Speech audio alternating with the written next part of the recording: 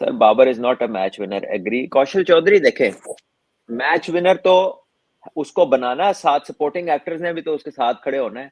Yes you can say कि अकेले वो मैच नहीं जिता सकते थे, और हमने देखा कि अकेले वो नहीं जिता सके दोनों सूरतों के अंदर। लेकिन आप एंटायरिटी में, यानी मैच वो करीब ले जाए, वो स्कोर कर जाए तब भी बाबर, ना करे तब भी बाबर, तो फिर जो है बाकियों को, बाकी जो है मैच जीतने के बाद सारों की जो अर्निंग है उसमें से एक हिस्सा बाबर को मिलना चाहिए, क्योंकि उसी पे सारी बात आनी है। ऐसा तो नहीं है ना, सब बराबर बेनिफिट्स ले रहे हैं खेलने के, तो फिर एक बंदे के नाम के ऊपर ही क्यों आता है हार जीत के बाद। दूसरी तरफ पाकिस्तान की जो टीम है, एक बार फिर ऑल आउट, एक बार फिर आपके मिडिल ऑर्डर की नाकामी, एक बार फिर इफ्तिखार पिछले बॉल को अच्छा ना खेल सके, एक बार फिर मैच आसान करके, मैच के अंदर पूरा ग्रिप बना के वहां से मैच लूज करना, जो है ये पाकिस्तान टीम जो है ना वो सबसे बेहतर करती है।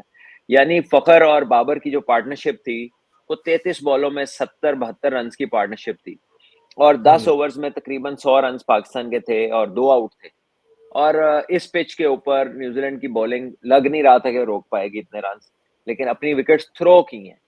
कितने लड़के हैं जो कैच आउट हुए, और उस वक्त हुए हैं जहां वहां पर इस तरह की कह ले कि इस तरह की बैटिंग की जरूरत नहीं थी। आप मैच में वापस आ गए थे, आपने मैच में खासा मजबूत तरीके से उसको ग्रिप कर लिया था, लेकिन उसके बाद भी ऐसा लगता है कि आपको समझ नहीं आती। आप वो जो गेम अवेयरनेस की हम बात करते हैं कि अब क्या जरूरत है, फखर जमान ने 2 चौके मार लिए हैं, 50 पे वो पहुंच गए हैं, तो इस पार्टनरशिप को 30-40 और करीब लेके जाए ना, दूसरी टीम को वहां ले जाए जहां पे वो खुद मैच को छोड़ना शुरू करेगा, नहीं अब जीतना मुश्किल है।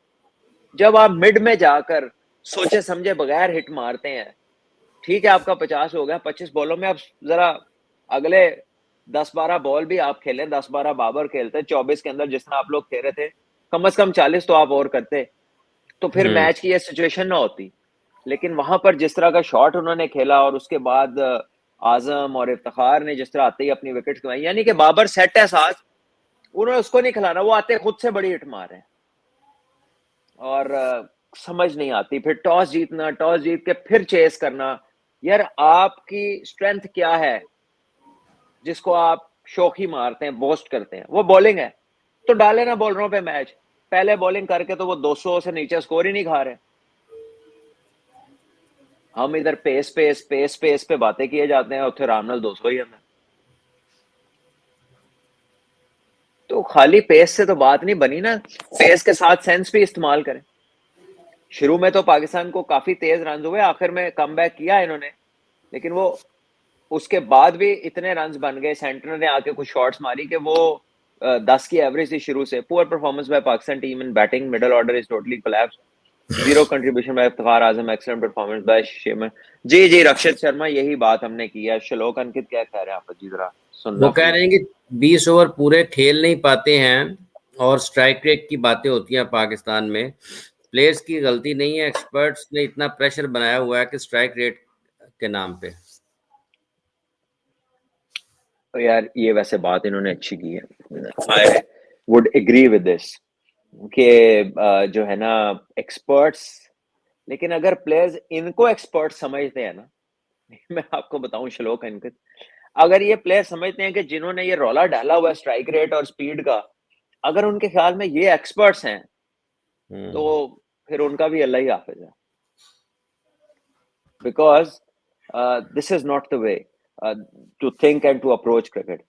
आपने बिल्ड कर लिया, फखर जमान 25 बॉलों में 50 रन कर लिए, बाबर साहब अच्छा खेल रहे हैं, वो भी तेज खेल रहे हैं, तो वहां पर फिर जरूरत नहीं थी, वहां पर फिर आपको टर्बो गियर लगाने की जरूरत नहीं थी, फिर तो क्रूज करने वाली पोजीशन में आप आ गए थे। विकेट्स ना गिरती तो रन आपने 1-2 ओवर पहले कर लेने थे, लेकिन जब आप क्रूशल मोमेंट के ऊपर पार्टनरशिप बना के अगले को प्रेशर में ला के इकट्ठी विकेट देते हैं, क्लस्टर में आप गिरना शुरू होते हैं, तो फिर बड़ा मुश्किल है कि बचना, और बार बार ऑल आउट होना is a matter of concern. हालांकि न्यूजीलैंड ने आसान कैच छोड़े, बाबर का भी और फखर का भी। शॉर्ट फाइन लेग पे फखर का और पॉइंट पे बाबर का, यानी अगर वो 2 कैच हो जाते तो फिर तो पता नहीं क्या होता ना, फिर तो मैच करीब ही नहीं जाना था। लेकिन अब आपको चांसेस भी मिल गए, तो कम से कम फिर आपने जब कैपिटलाइज कर लिया तो उसको लेके तो चले ना, उसको फिनिश तो करें मैच को। हम्म और आजम ने आके जो शॉट मारा, उस वक्त एकदम आते साथ ही यार आप के साथ बाबर खेल रहा है, वो स्ट्रोक्स भी खेल रहा है, आप 2 ओवर खेलो तो सही, 2 ओवरों में 15 कर लो और 16 कर लो। ठीक है, अब अगले एक आध ओवर में आप तो 1 ओवर में रिकवर कर सकते हैं, लेकिन अगर आप ये सोचेंगे ही नहीं और अब 8 मैच हो गए हैं आजम खान के, 8 मैचों में उनके टोटल 19 रन है, तो अब तो प्रेशर, अब तो बातें ये होनी शुरू हो गई हैं कि यार ये क्यों है टीम के अंदर, इन्हें नहीं होना चाहिए। So already you carry this obviously a thing with you, जहां पे आप फिटनेस के मसाइल को लेकर it's a big question mark. तो उसके बाद अगर आपकी तरफ से परफॉर्मेंसेज नहीं आएंगी तो I don't know how long you will survive like this. I think आप as a player, as a professional, तो you have to think about कि भाई मैं 8 मैच हो गए, कितने लोगों ने 8 मैच खेले हैं टोटल 19 स्कोर करके पाकिस्तान की हिस्ट्री में, एज अ बैटर अगर आप खेल रहे हैं कितने लोगों ने खेले। सो मेरा ख्याल है कि उन्हें इस चीज को जरा सीरियसली लेना पड़ेगा, सीरियसली इसको देखना पड़ेगा, वरना अगर ये सीरीज में अगर उन्हें और चांस मिलता है और वो रन नहीं करते, मेरा नहीं ख्याल कि वो आगे उन्हें चांसेस मिले। So I don't know, but I wish him all the very best. Talent उनमें है, लेकिन talent, mere talent, only talent is not enough. उसमें आपको फिर परफॉर्मेंस से जो है ना, आपको अपना टैलेंट का इजहार जो है वो परफॉर्मेंस से करना पड़ेगा।